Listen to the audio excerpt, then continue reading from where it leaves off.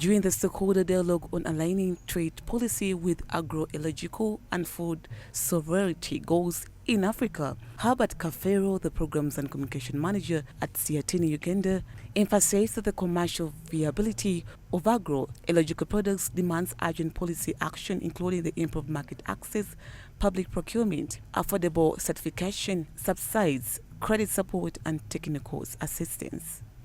Have the comprehensive Africa Agriculture Development Program, and we had the Kampala Declaration that received a lot of praise because it promises quite a lot. But also on the other side, there were concerns, or still concerns exist around agroecology being marginalized and not explicitly recognized in the Kampala Declaration, but also in the strategy that is yet to take effect next year. And there's a language around promoting sustainable farming practices, and that might not explicitly refer to agroecology, because for trade policies to work for smallholder farmers, there must be explicit recognition of where their most marked knowledge is, which is in agroecology. And for agriculture-related policies to work for smallholder farmers, to work for communities, there must be explicit recognition of agroecology. Of course, we've had concerns as civil society around existing trade and agriculture-related policies, that there is capture of these policies by corporations. And in fact, there's been a long-standing contestation between farmers' rights and breeders' rights.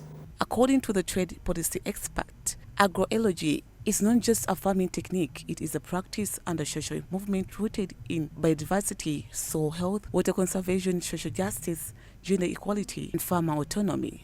You are also providing support to those sectors that are still need support, or those sectors where you find there are still so many people are involved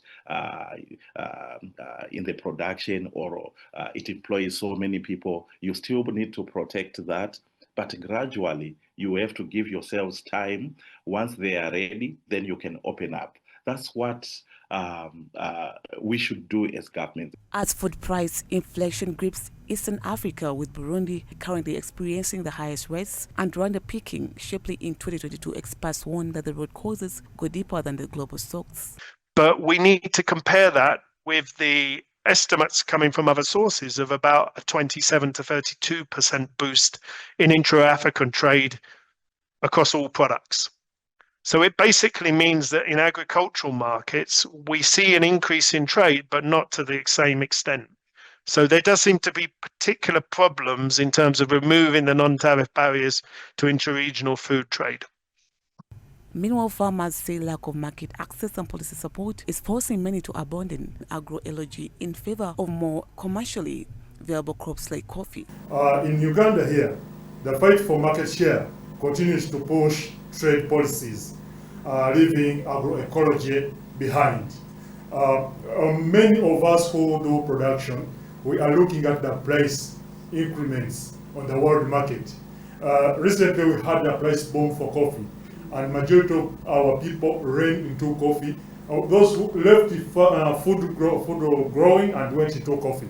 Which coffee, when time comes for marketing, harvesting, we sell it off and we are left with nothing until the next harvest. Studies show that just 4 multinational corporations control 90% of the global grain trade. Research, including a 2023 Oxfam report, revealed that these companies expanded their profit margins during the food crisis instead of easing prices for consumers.